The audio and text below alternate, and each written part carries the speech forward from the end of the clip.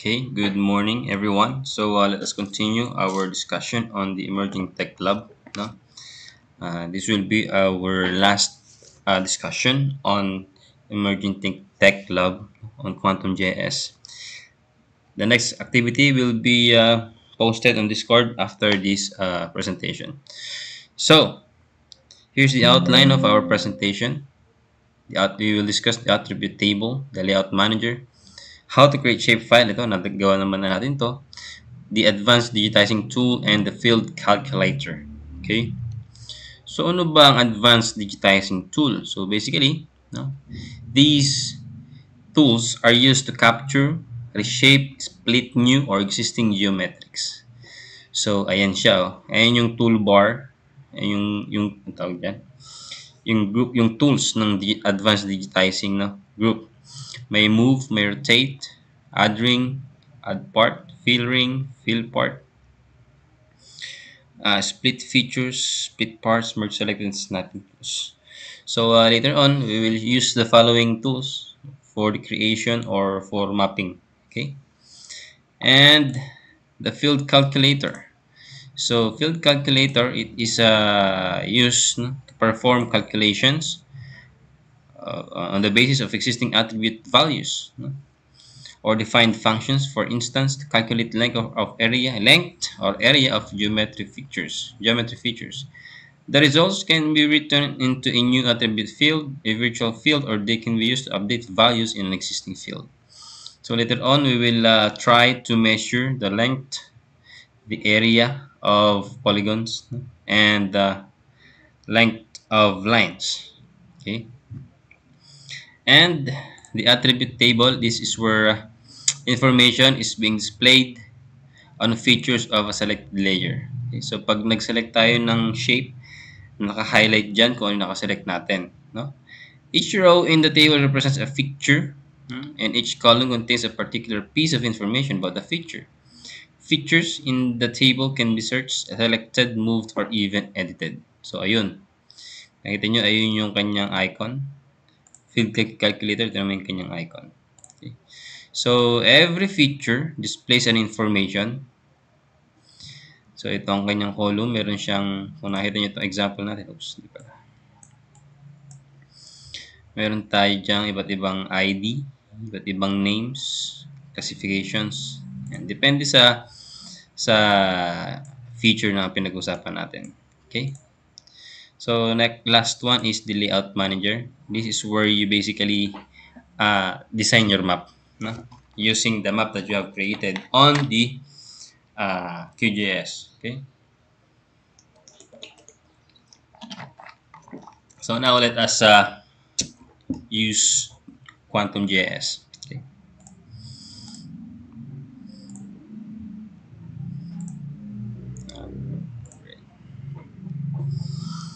So, yeah. So, mag-update kayo ng mga plugins ninyo. Anyway, let us create a new project. Okay. So, unang-una ang gagawin, kuha ko ng base map. Kuha ko ng base map. Zoom ko dito.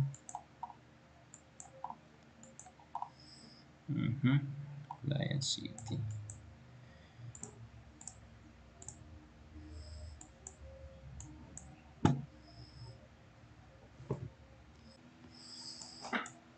Okay, kuha ko ngayon ng mapa.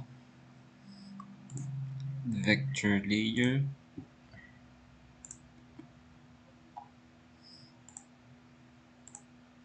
Sidra.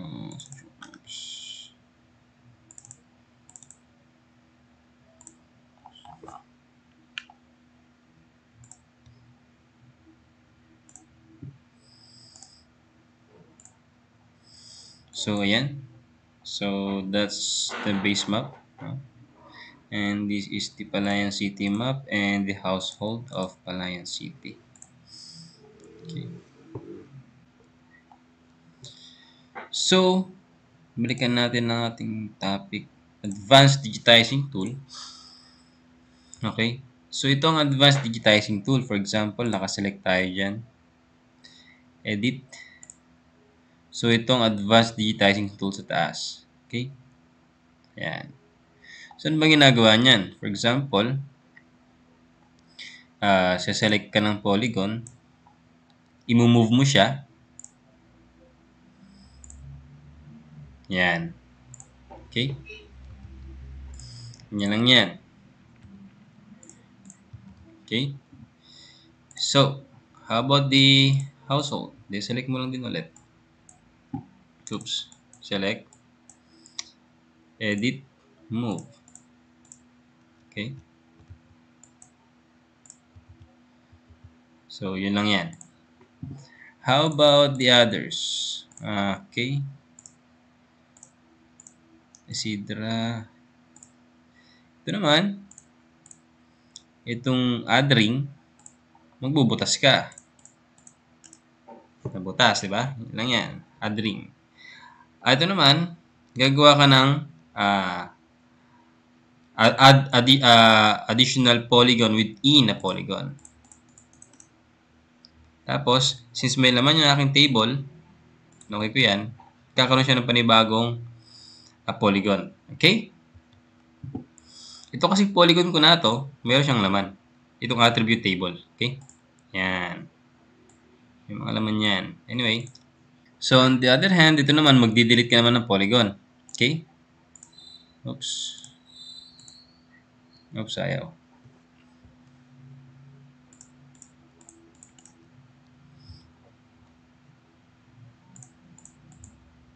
Pag sinelect mo to, delete. Ayaw. Error yata. Anyway, pag ginamit mo kasi yan, is magbubutas ka and magdi-delete ka automatic ng polygon. Okay? So, ito na isa, split. Yan. Meron kang makuhang portion ng polygon. Okay? Sa loob, hindi ka pwedeng yan kasi hindi ka naman nagbubutas sa loob. So, usually, itong split, dito ka magagaling sa labas. Okay? Yan lang yan. Ito rin, split din naman to. Yan. Sa point, hindi ka makapag-split kasi point siya. So, aside from sa polygon, makapag-split ka rin naman sa roads. Okay? So, that's the idea of the advanced digitizing tool. Okay? So, let's continue. Oops. Field calculator. So, basically, ang field calculator is ginagamit to compute. Okay? So, hanap muna ako ng so, for example, kukumputin natin yung area, okay? Area ng mga to. Kasi polygon to di ba? So, paano gagawin natin? Unang-una, select mo yung area na gusto mong computein. Okay, yan. Then, punta ka lang dito sa field calculator. Okay? And then, pagka gumawa ka ng bagong field or kukuha ka ng panibagong area for that specific polygon, no? For example, ay output field niya ay whoop area. Yeah. Whoop area. And then, usually, gamitin natin dito ay decimal. Then, precision siguro, mga 1 lang. So, meron tayong mga functions dito na ginagawa. May mga codes tayo dito na pwedeng ilagay, no? But, si QGIS kasi, naglagay na siya ng mga expressions and mga features na kung saan, isa-select na lang natin sila. No? For example, kung natin area, kung tayo ng geometry, we should always get or select this $sign area. And since we are using, tawag dito, hectares, basically hectares tayo sa QuantumJS or sa amin, ginagamit namin hectares. So, saan ba dinidivide ng area? So, pag ginawa mo yan, usually, square meters yan. So, if you want it to in hectares, no, i-divide mo lang sa 10,000. Okay? Kung makita nyo sa may ilalim, ayun maging preview niya. Pagka walang over 10,000, is, meron siyang square meters. 8 million something square meters. Pero pagka dinivide natin yan into 10,000, 804 hectares ang lalabas. Okay, so kunin natin. Okay? Pag in-okay mo yan, punta ka ng attribute table. So, itong attribute table mo, madadagdagan ng column yan na whoop area. Whoop area. Yan, ang whoop area. So, ibig sabihin, oops, ang dami ko na pala dito, sa pambuho, ayun siya, sa pambuho, nung kinuha natin yung area niya in hectares, ang nakuha ay 140.3 hectares. Okay, 140 hectares. So, comparing, ito na pala, dito kasi sa aking attribute table, meron ako nakuha ng una.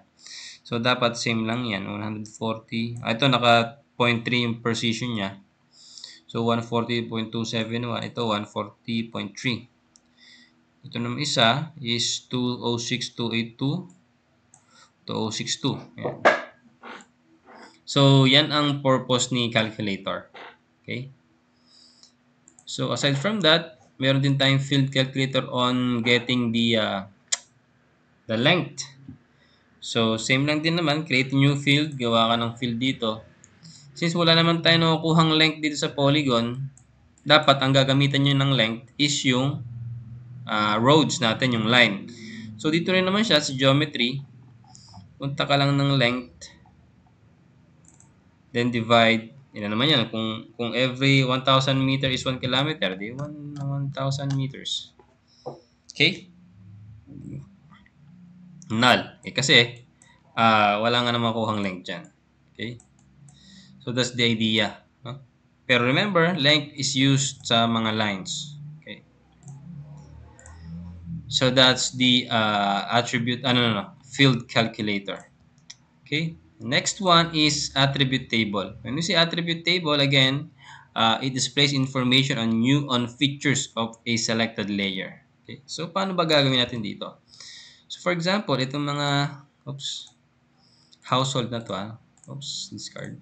Household. Pag chinek mo yung attribute table na yan, maraming information yan. Okay? For example, magsalita ako ng bahay dito. Ito. For example, sinelect ko yan. Hanapin ko lang yan na naka-highlight. Uy, wala yung naka-highlight Niloko ko na to. Anyway, ito, sa portion na to. Oops, yun. Yun. So, ito pala mga nakaselect na to is meron silang ganitong information. No? Itong 6812, ayan. Siya si Saturno Saturn. Anyway, ito yung kanya location. Ito yung X and Y niya, latitude, longitude niya. And ito na iba't ibang columns na meron siya. Meron silang one household. Meron silang, they are a formal settlers living in, they're not living in makeshift housing. They have access to safe water. They have access to sanitary toilet. They are not poor, considered as not poor. All members are in the labor force or they are all employed. Okay, so those are such examples, are some examples of attribute table. Okay, so remember, in every shapefile, you can create significant numbers of column or information depending on what kind of information you want us to know or you want your audience to know. For example, dito kayo sa mapa na to, we are trying to tell you that these individuals or these households or these mga bahay ay mayroong iba't ibang information na pwede namin gamitin for the local government unit to propose projects. For example, kung yung mga bahay ay walang access sa sanitary toilet. For example, itong mga bahay na to. Kung halimbawa, si Andasan, yung mga yan. For example, itong mga bahay na to, asan kaya itong mga to? Ayun. Halimbawa, itong mga bahay na to is wala silang access, without access to safe water. So, ang pwedeng gawin ng local government unit is to propose a project na for example is a potable water system, no? Bakit? Kasi po sa report namin ito nakita namin information sa ground, eh. So that's the idea. Pag if enough natin 'to, 'yan, 'di ba? Naka-overlay 'yan sa mapa. Of course, may mga nakatirang bahay diyan, ayan, oh. Tapos medyo malabo lang. So, ganito ang gagawin ninyo. For example, you are living in Talavera and then kukunin niyo yung mga bahay and areas kung saan mga bahay na kung saan may mga estudyante. For example, kuha kayo ng mga bahay sa Talavera, for example, kunin niyo yung mga tao kung saan sila ay nag-aaral sa ganitong yan. May mga ganun tayong idea diyan, eh. So that's the idea on the attribute table. So sir, paano ba gumawa ng attribute table? Or paanong gagawa? Okay? So basically, meron kayong iba't ibang diskarte on how to create an attribute table. It's either during the process of creating shapefiles or after creating shapefiles. So let us begin with the punta muna tayo ng Cabanatuan City. Let's start by creating a shapefile. Okay? Layer, create layer, new shapefile. And then, ito ay, tawag dito, whoop point. For example, whoop point. And then, gagawin ko siyang point. So, paano ba gumawa ng attribute table? Una-una, gagawa ka ng field. Okay, for example, name. Text lang siya. Add to fields list. And then, barangay, for example. Text lang din siya, add to fields list. And then, ano pa ba mga pwede natin gawin sa point? Yan, for example, ganyan lang naman, no? Okay. So, itong point na to, pag chinek mo siya, meron ng attribute table, meron ng columns yan. Okay? So, ngayon, every time na magpo-point ka dyan, yun, naka-on siya, point. Pag pinoint ko to, for example, itong Wesleyan, kinlik mo yan, hihingi na kagad sa'yo information. For example, Wesleyan University, PH. Barangay ang Mabini ba to? Mabini Street, eh. And anyway, Mabini. Ako na lang. Or Magsaysay, I don't know. Okay, so to, pag pinrint ko to, name is Neus. Barangay is Quezon District ba to? Quezon District. Yan. Then save. Paano sir kung dadagdagan namin yung information or yung column? So gagawin nyo, maka-select yung layer, kuha kayo ng attribute, open yung attribute table, then add field, a new field. Ayan. Ano ba pwede natin dagdag dyan? For example, we are talking about schools. Enrollees. So, kung number lang siya, let us try decimal. Yeah, number lang naman. Precision is 0, then okay. Then save. Okay. So, maglalagay na tayo ng information dyan. For example, mag-point tayo ulit. Anong school na to? Nest, no? Click ko yan. Name is Nest. Barangay is Quezon District ulit. District. And enrollees, for example, meron tayong 1,000. Okay. Save. Open natin siya. Yun, no? Sir, paano yung mga bakante? Pwede rin nyo naman lagyan yan. Clickable naman yan. For example, itong Wesleyan, meron siyang 2,000. Itong si NUST ay meron siyang 3,000. Save. So, yeah. That's how you create a attribute table, adding fields on your attribute table. So how about lines? Okay, sa mga roads naman. So again, let's create a new layer. whoop whoop line, then geometry is line string, and then maganda ko ng attribute table or ng columns. For example, street name, street name, wala nang ano, s name na lang, s name, street name, add. So for example ay barangay, kung saan barangay yung street, ano ba ba, s name, road ID, ano ba yung nakita natin kayo sa example, road ID.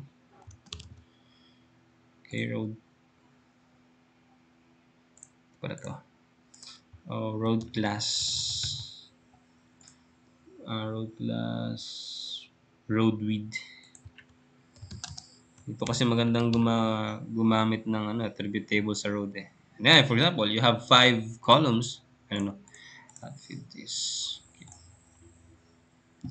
So, every time na mag-create ka ng line, hihingan ka ng information. For example, okay, create tayo ng line.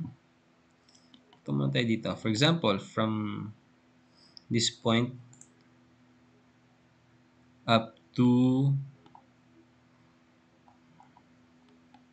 yan, makahabi ab Mabini Street hanggang dito. Testing natin. Sundan ko lang siya. Kalsada.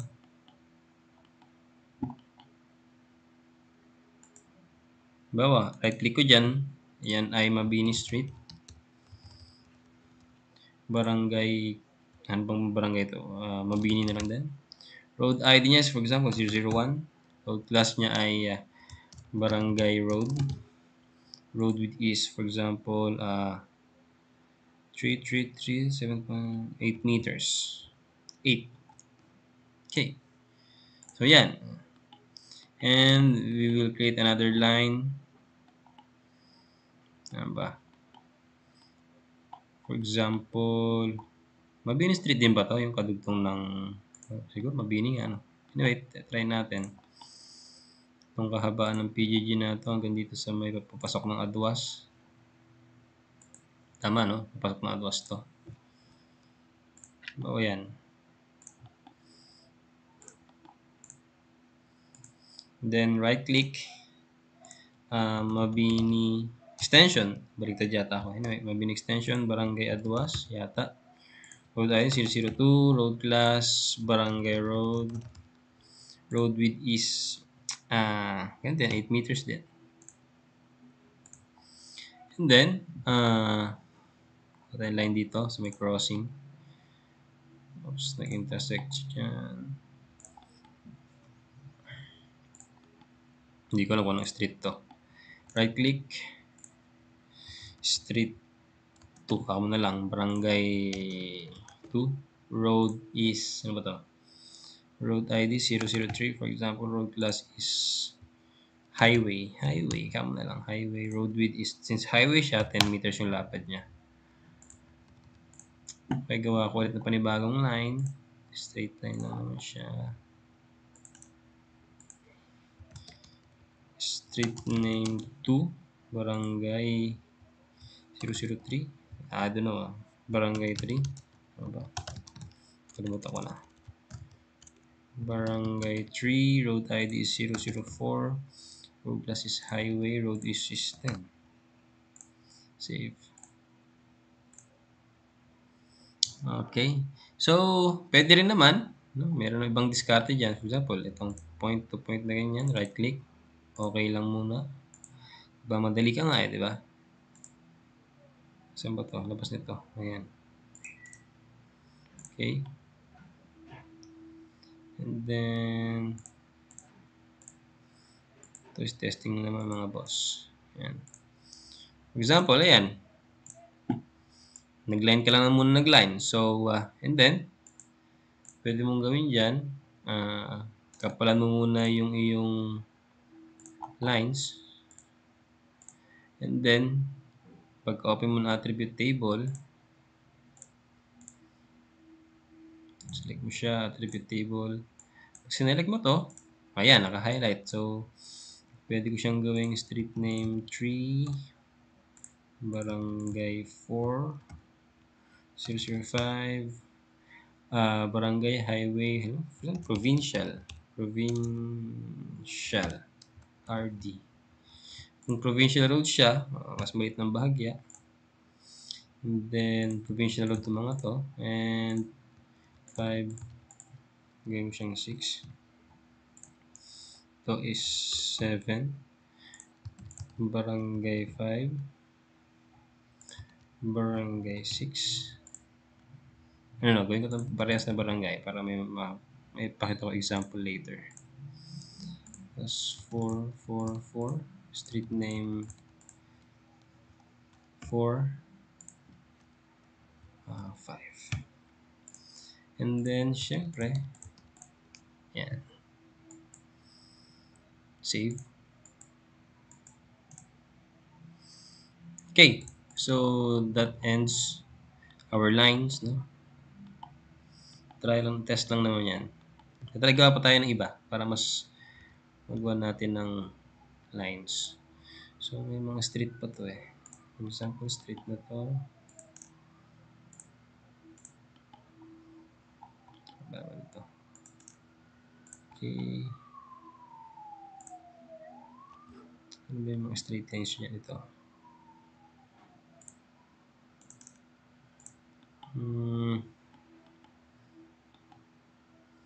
Tapos may line na rin dito. Dito. Tapos to.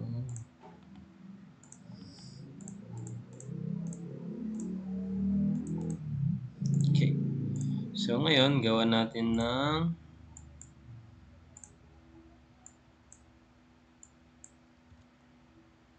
ito lang. Okay. So, unahin natin itong isa. Oops. Saan ba to?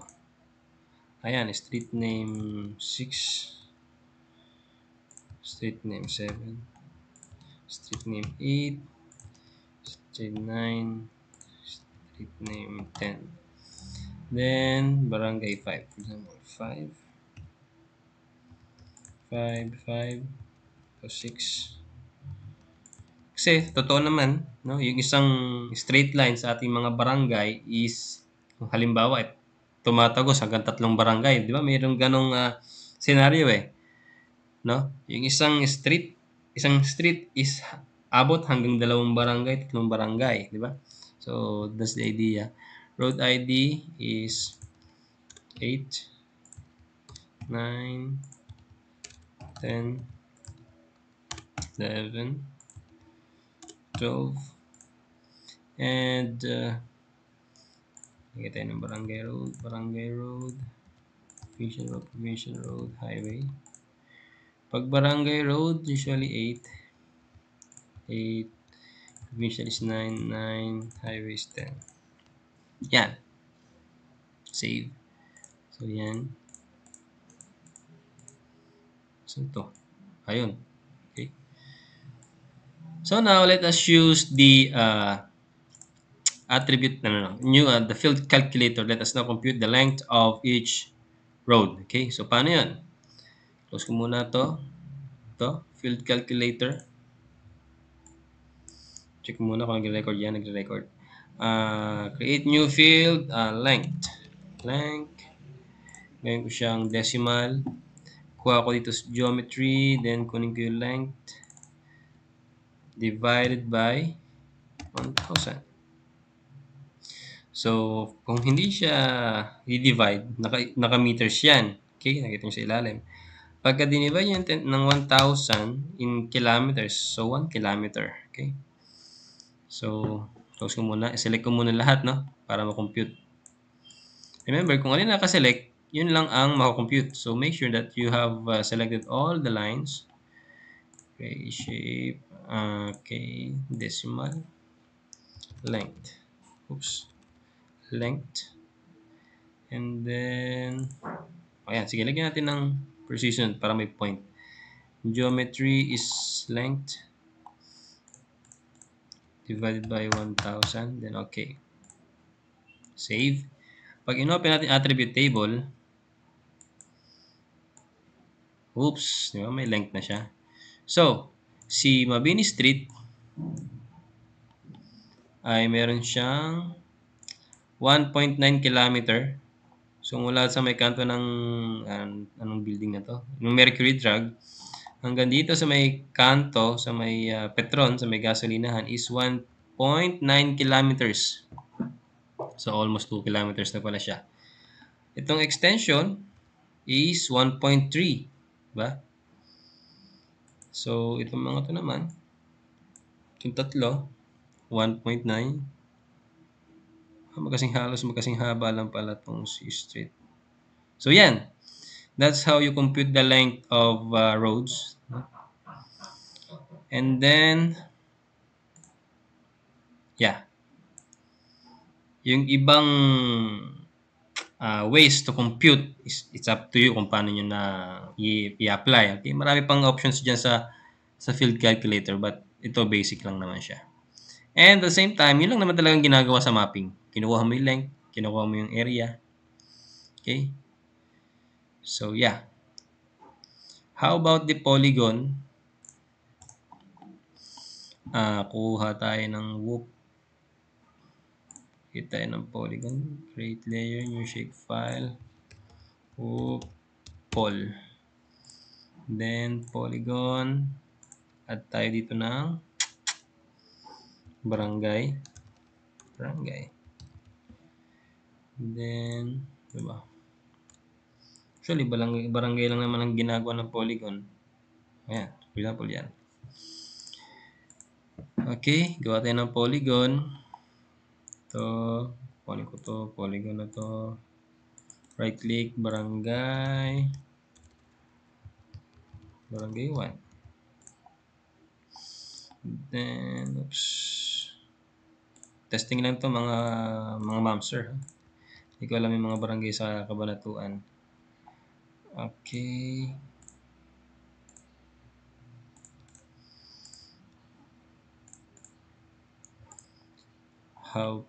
For example, itong portion to is puro barangay 1 na lang. Barangay 1.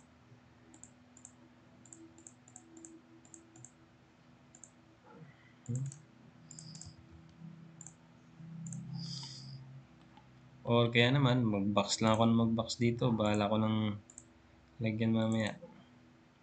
Okay.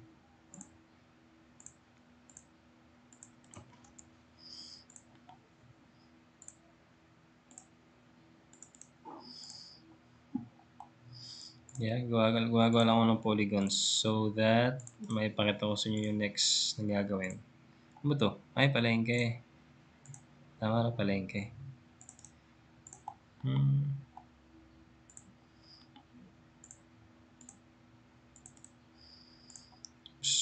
Yan. Disclaimer lang, di ko alam yung Cabanatuan City. And I don't live here in Cabanatuan. And during my college days, hindi naman din ako gala sa Cabanatuan.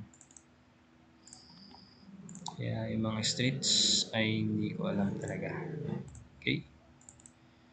Ito alam ko to dahil mapuno. Tingin ko ito yung Freedom Park. Diba?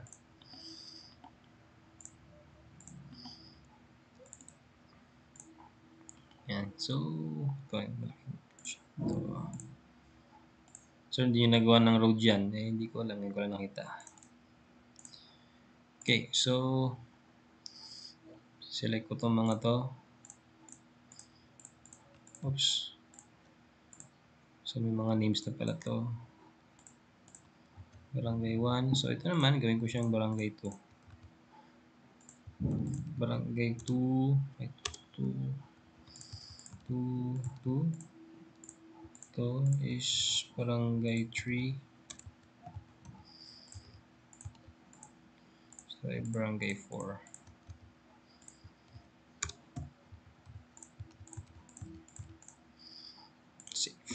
Okay.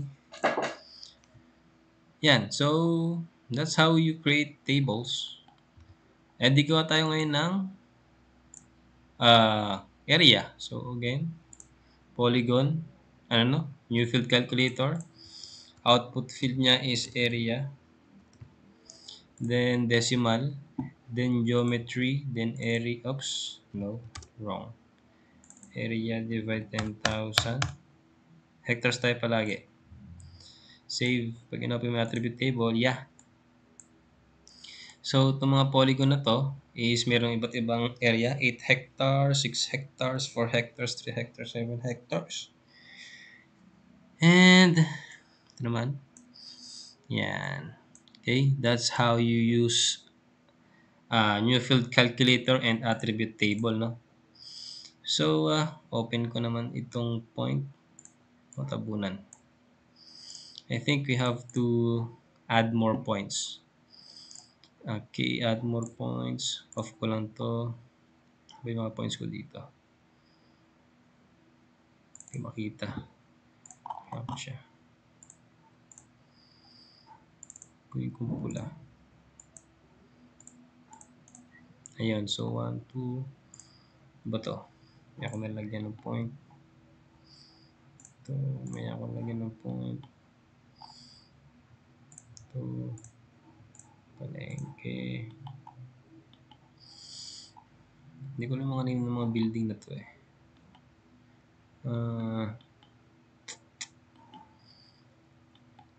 Ito, may, basta dito may Mercury dyan, alam ko.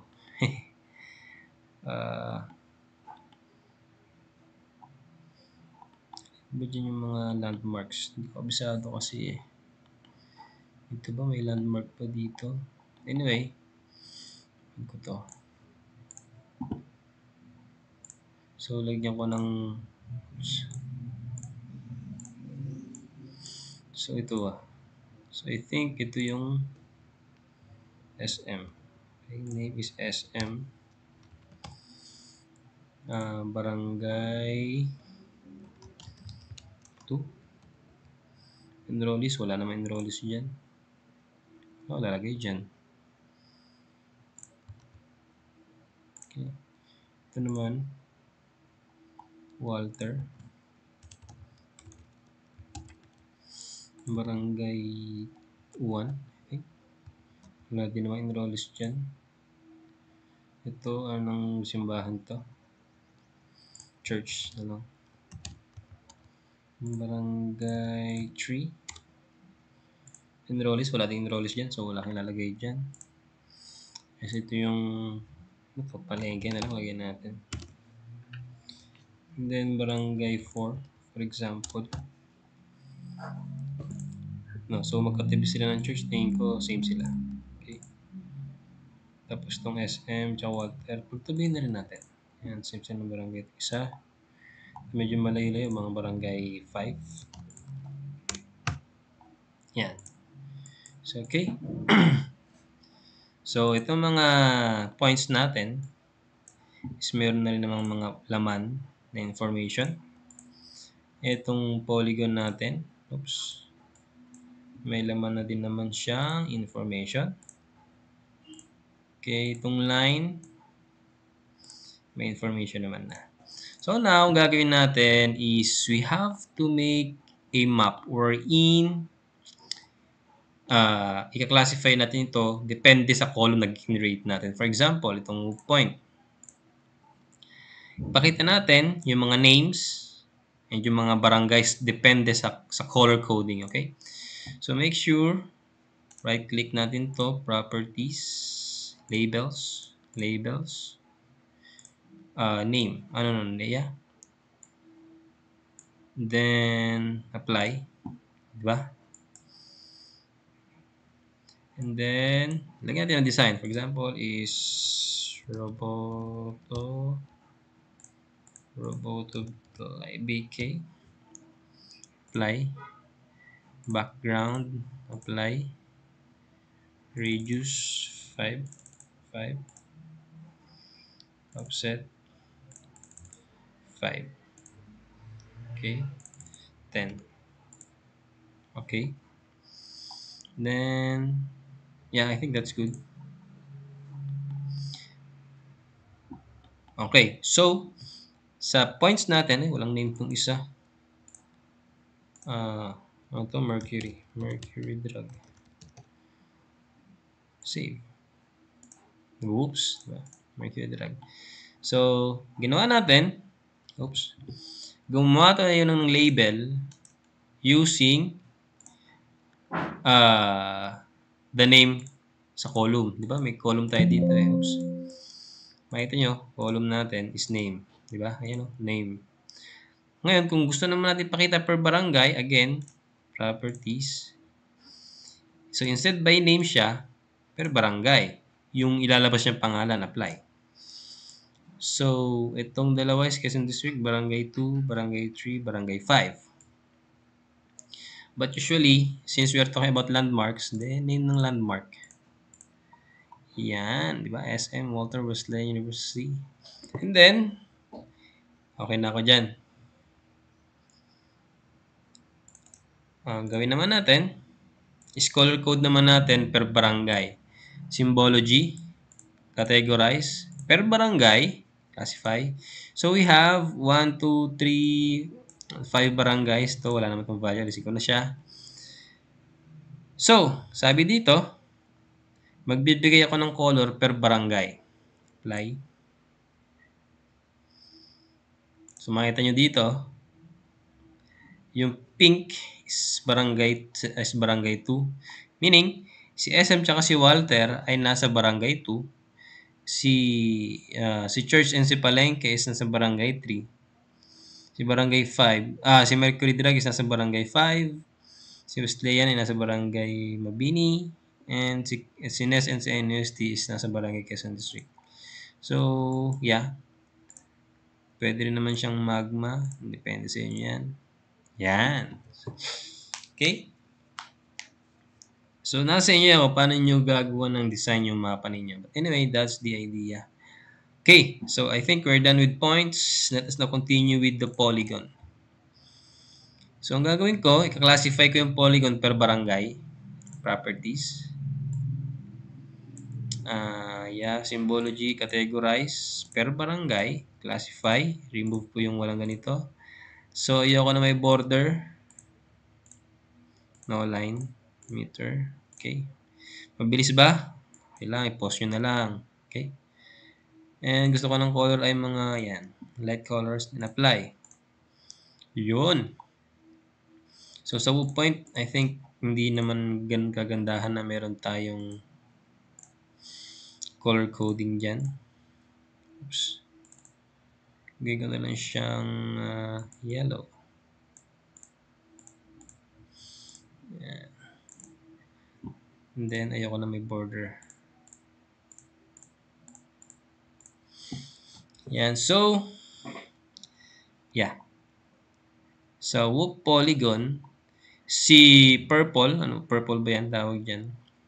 Is Barangay 1. So, si Walter is nasa Barangay 1. And si Mercury Drug, hindi siya nasakupan ng Barangay 1. And then si Nes, si NUST, and si SM is Barangay 2. Si Palengke is nasa Barangay 3. And si Church is nasa Barangay 4.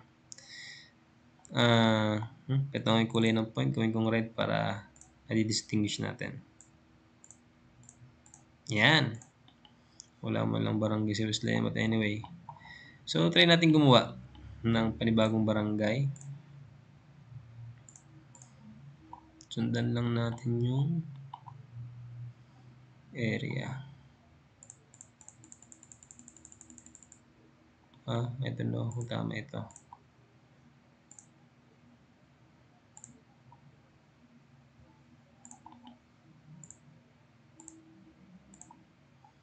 Right click. For example, is Barangay 5. Sir, ba't hindi nakita yung Barangay 5? Wala naman kasi makita rito sa may ating symbology. So again, classify natin. Remove. Like. Yan, Barangay 5. Nandun si Wesleyan. So ito, kunin na rin natin ito. Yan, pag nilagay natin yung Barangay 5, and existing na rin naman siya, column. Yan. Ay, tama ba? Magkapares ba? Barangay, wala siyang 5. Diba? Yan, automatic naman yan. Sir, paano ma-compute yung area niyan? Okay, so ang gawin natin, select natin parehas. Oops. Then, new field. I-update lang natin yung existing. So, meron tayong area. Again, geometry, area, divide 10,000. Okay. Save. Pagbalik mo dyan sa, meron na siyang laman.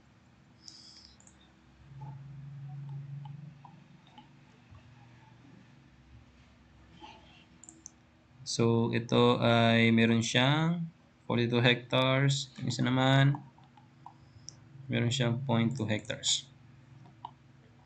So, nakita nyo na ba? Meron na bang shapes? So, ito gawin natin barangay 5 din. Nakita nyo na ba yung magiging itsura ng ating mapa? Barangay 5.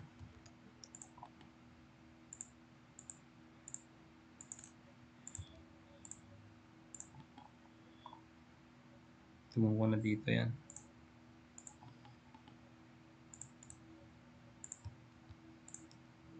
Okay. So, yan na. Nagkakaroon na ng kulay. Color coding yung ating mapa. Save ko muna. Yeah. So, next step would be okay na to.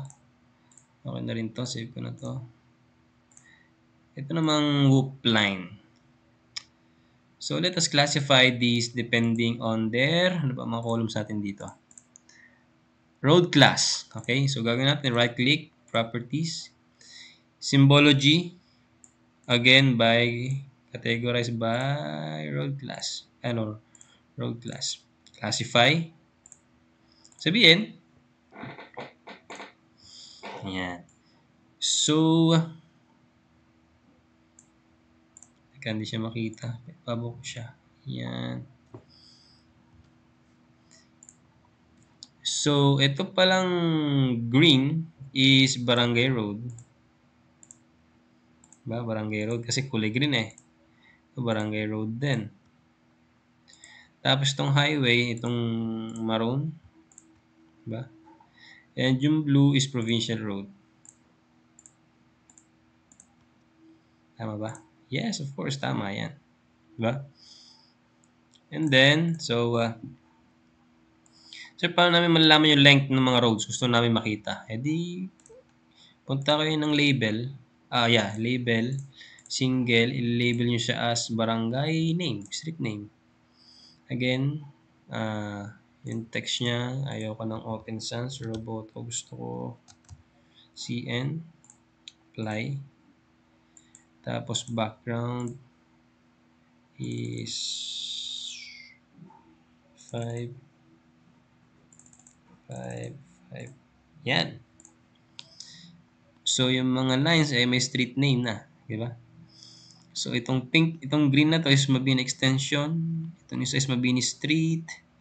Itong isa is Street Name 5, Street Name 8. Yan, di ba? Kakaroon na ng naming yan, naming convention. So, hindi ko trip yung design. So, gagawin ko siya. Ayusin ko yung background. Kulay niya is gagawin kong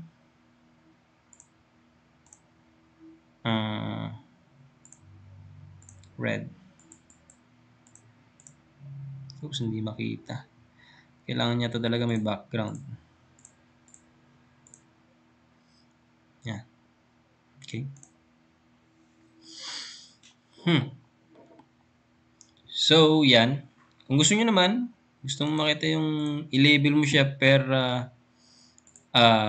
road ID, mga lalabas yan. So, 010, 10. Next one would be road length. Yan. So, you are now telling us that this green line na barangay road ay merong habang 1.3 kilometers. Di ba? Itong maroon na to, highlighted, siya ay highway na merong 1.9 kilometers ang haba. Yeah, that's how you design. No? But for me, gagawin ko i-label ko siya per, street name, syempre. Yan. So that's how you use attribute table and field calculator in mapping. So let us now continue. Hindi pa tapos yan. Yung layout manager na tayo. Okay? Layout manager. This is where everything is being crafted and will be exported. Okay? So paano ba yan? Project, layout manager. So kung walang nakasave dyan na list na ginagamit niyo, then just create a new one. Empty layout, then create. It would be, for example, output. Output. Output. Yan. So magpa-pop up ng panibagong canvas. Ako dito, close ko na to. So gagawin natin, mag-add map tayo. Add map. So again, layout manager. Hindi ko pala nailagay dito yung mga parts ng layout manager. But anyway, itong mga tools na to is bihira naman gamitin. But I will show you how each of one is being used. No? Add map. Pag add map ka, kung ano yung nakikita mo dito sa current canvas mo dito is yun din ang lalabas dito. So, dinrag ko siya. Yan. So, kung ano meron dito, yun din malabas dyan. Okay? And then, pag gamit mo to, okay, may gagalaw mo siya. Okay? Pwede mo siyang i-shrink. Yan. Sir, paano kung i-zoom in, zoom out ko? So, ito, scale. Either gawin mo siyang 20,000. Zoom out. 10,000. Zoom in. Sir, hindi siya naka-center. Gusto kong i-center. Itong isa, move item content. Pag naka-move item content ka, pwede mo igalaw yung nasa loob ng mapa. Okay? Kunwari na walang ganyan. Bawa na walang ganyan. Gawin mo na, i-zoom out mo. After mo i-zoom out, center mo muna siyang ganyan. Then using your scroll wheel, zoom in mo lang. Tapos naka-on tong move content. Yan, di ba? Anyway, try natin 15,000. Oh no, 150,000. 115,000 lang. Yan. So, move mo lang siya gamit to. Then, para hindi magalaw-galaw to, pwede naman siyang i-lock. So, yun. Lock mo siya. Pero pag nilock mo siya, hindi mo naman rin magagalaw yung nasa loob. No? So, be mindful of that. So, next step natin is mag-add tayo ng iba't ibang tawag dito. Yan. So, maglalagay na tayo ng iba't ibang elements. Okay? So, ano ba yung mga elements na yan? So, Sidra maps, I think. Yeah. Ano ba ako dito? Yan. So, yan ang iba't ibang elements ng map. The title. Record siya. Yeah. Title. Legend. Texts. Yeah. Ito. North arrow. Scale. And yung mga coordinates. Index map. Picture. The map itself. Gagawa tayo ng ganyan. So, una, paano ba ginawa ko rito? Naka-portrait. So, paano ba gawing portrait to, sir? Ito. Select mo lang yung white. Yung bond paper, for example. Gawin mo siyang portrait. Landscape. So, pagka-portrait, ganito ang itsura ng ginagawa ko. So, pagka-landscape, ito ko ilalagay. I think, okay na to. So, maglalagay tayo dyan unang-una ng maglagay tayo dito ng image. So, paano maglagay ng image? Ito. Add picture. Kahit mag-point ka lang dyan eh. Pag-point mo yan, okay. Siyempre, wala pang image yan kasi hindi mo pa kinukuha eh. Diba? So, gagawin natin, raster image. Then, ayaw makuha. Okay lang ng picture. Seal. Yan, di ba? Kuha mo na yung seal. Then, dilitan mo lang siya. Center. Middle. Yan. Next would be the title. Yun, add text yata to. Add label. So, yan ba yung resume natin na yan? Whoop activity 1. Then, Maria weather. Black. Then, gusto ko sa kanya is naka-center sa middle. Then, gusto ko medyo malaki yung size. 20. And then, saan po meron ako dito? Legend. Yeah, legend ito. Add legend. Point ko lang yun, okay? Yun, oh. So, remember, kung ano yung nandito sa iyong layers panel, yun din ang nandito sa iyong legend. So, if you want to remove unnecessary shape files or content sa inyong layers panel, make sure to tick it off, the auto update, and remove the unnecessary content. Ayan, hindi mo kailangan yan eh. Sidra, hindi ko rin kailangan to. Household, hindi ko kailangan to. Tatlo lang. But, if you want to make sure na lahat ay kasama sa legend, auto-update mo yan, papasok lahat na nandun. Galing dito sa layers panel mo. Okay? So, hindi ko kailangan to. Tick off ko to. Remove. So, gagawin ko dito. Center ko siya. And title is legend. Yan, pwede ko kung design to. Yung title, gawin ko rin siyang Maria weather. Ano?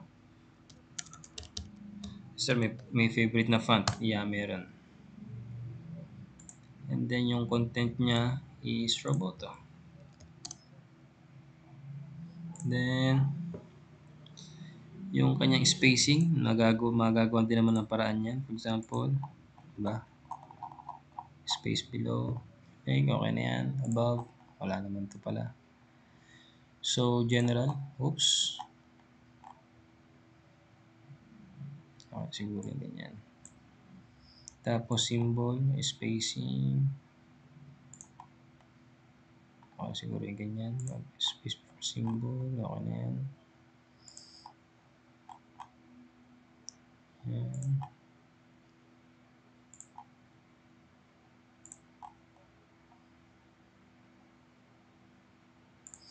Subgroup natin, gawin din natin siyang Roboto BK. Yan. So, yeah. That's how you do it. So, meron akong whoop point. Meron akong whoop line. Meron akong whoop pole. Tama? So, next point. Sir, napaka-crowded naman nung mapa. Balik ka dito. Litan mo yung font size. Okay. Yung street name, dilitan ko. Gawin ko siyang 5. Siya nag-update. Zoom in, zoom out mo lang pag hindi siya nag-update. Yung names ng whoop point, itan ko rin ng bahagya. Gawin ko siya mga 7. Zoom in, zoom out. Mag-update yan. And yeah. So, sinelect ko siya. Zoom in ko ng bahagya is 20. Yan. Galawin ko yung loob. Galawin ko yung nasa labas. Baka wala na akong space sa ilalim. I think that's good enough. Para hindi na siya magalaw, lock ko na siya. Dito na lang ako magpo-focus sa aking labeling. And then, may kulang ko rito. Okay.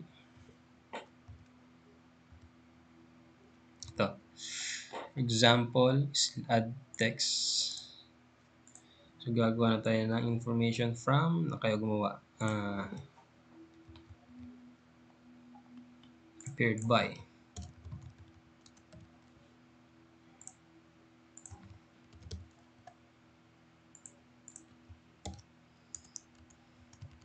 Juan de la Cruz.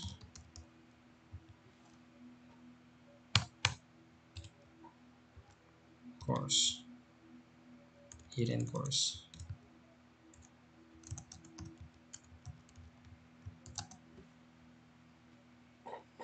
BSCPE 10. Oh, 10 years ba? 5 lang.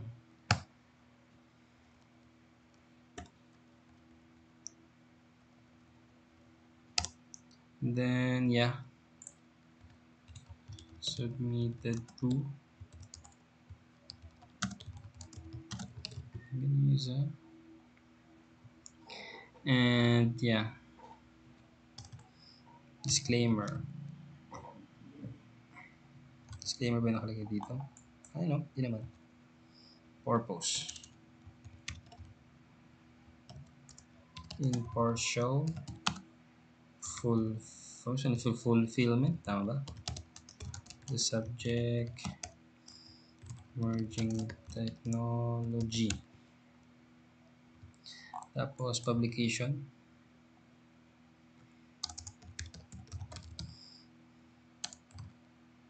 Ang date ba?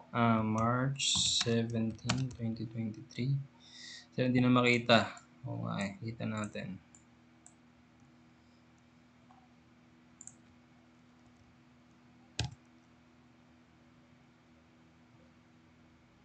Kasi ko na nga itong isa. Lagyan nyo na lang ng comma to. BS CPE 5. 5. Lab. Laboratory.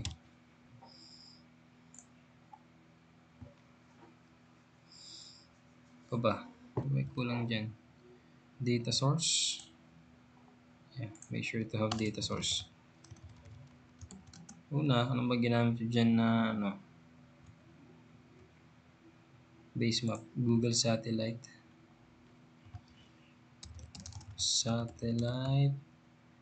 And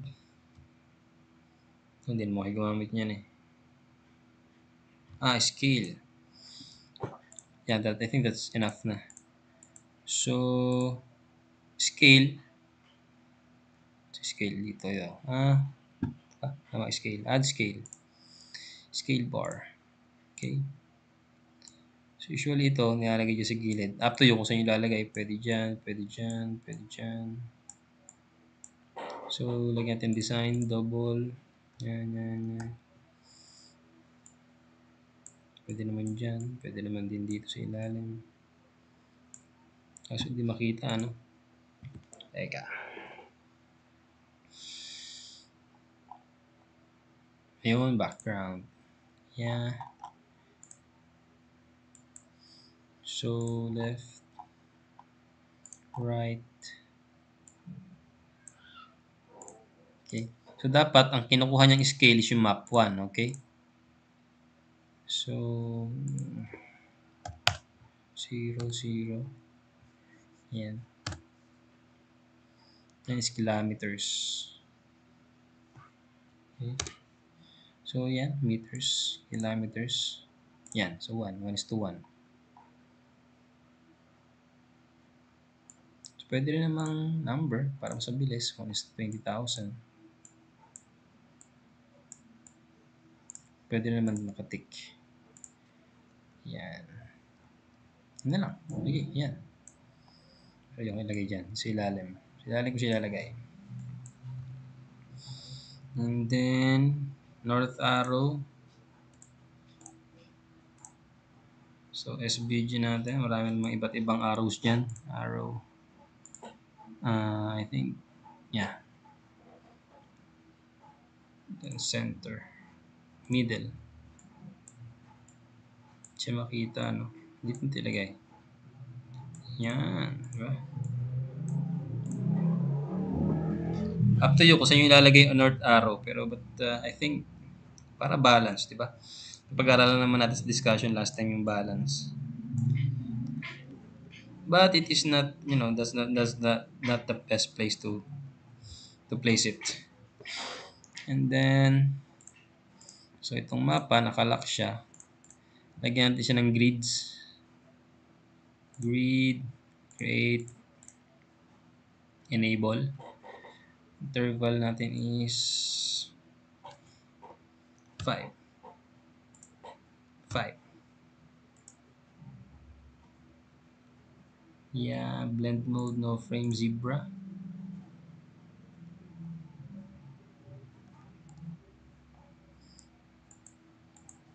Sino 5? Di pa rin kita, no? And then,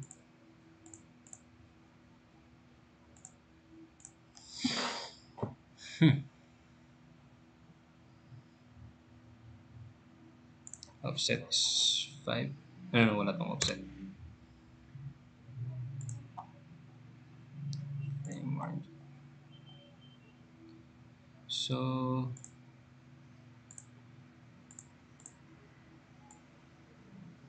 draw coordinates. So, decimal out.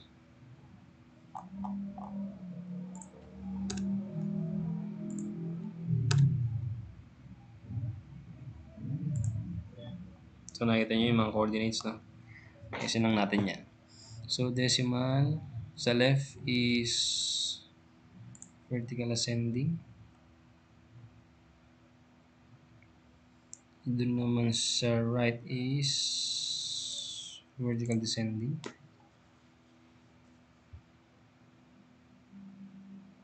Ayan na. So, kanina yan, nakapa-horizontal, pahalang. So, ngayon nakataas na.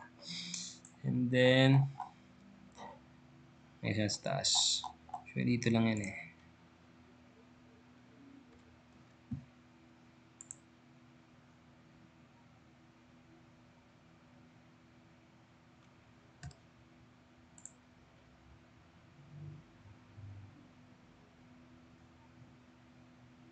Okay.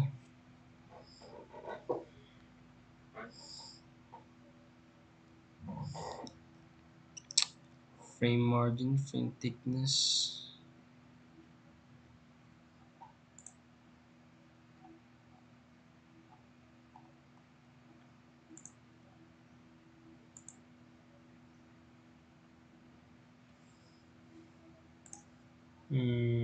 Ticks.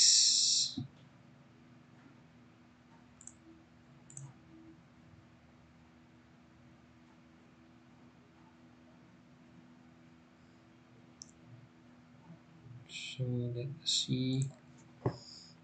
Sa interval lang may problem dito.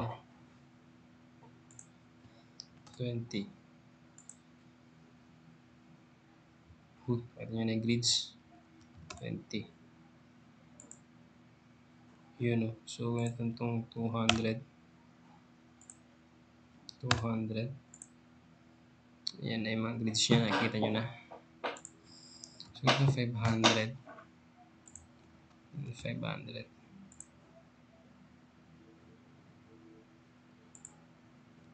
Ayaw pa rin. So, itong 1,000. 1,000. So, yeah. Ayan na yung mga grids niya. Nakita nyo na.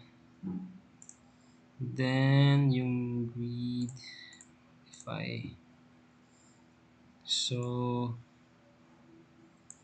precision. Pag may 1 kasi yan. O, kita nyo. And then, format niya is decimal. Custom. Yan, decimal with suffix. So, medyo malaki. Nagdidikit na sila nito. Litan ko siya. Tapos, hindi sila pantay. Ay, walang... Wala. Okay. Yung kanyang bottom outside frame.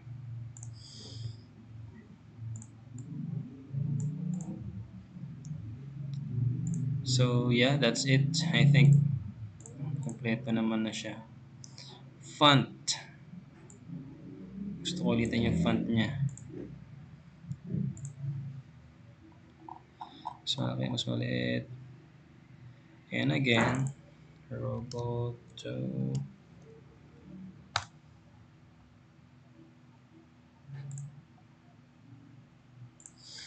Sir, pwede ba namin kulayan yung grid? Hindi, kulayan nyo. I think pwede siya eh, ano.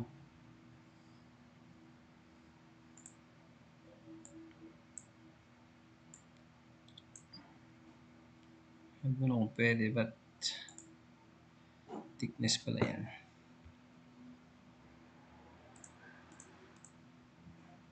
Dito. Mali pala ako eh. Yeah, dito. Select color. But usually, black lang naman yan. And then, pwede mo siyang i-blend. Screen dodge. Yan, pagka soft light. Yeah, I think pwede naman na siya. Hard light. Normal na lang. I think pwede yung mapa natin.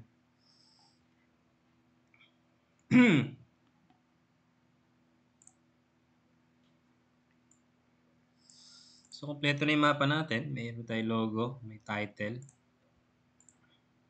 may legend, may information sa ilalim,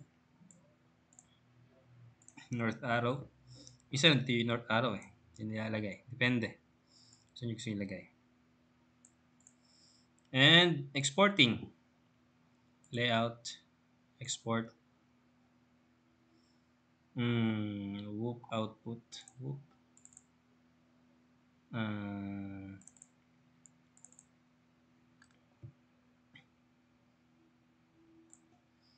Yan, whoop output.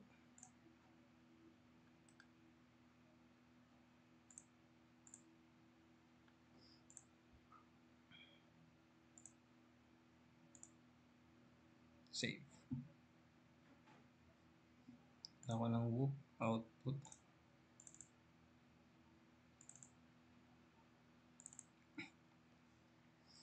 Yeah, ito na yung kailangan yung isubmit sa akin na mapa.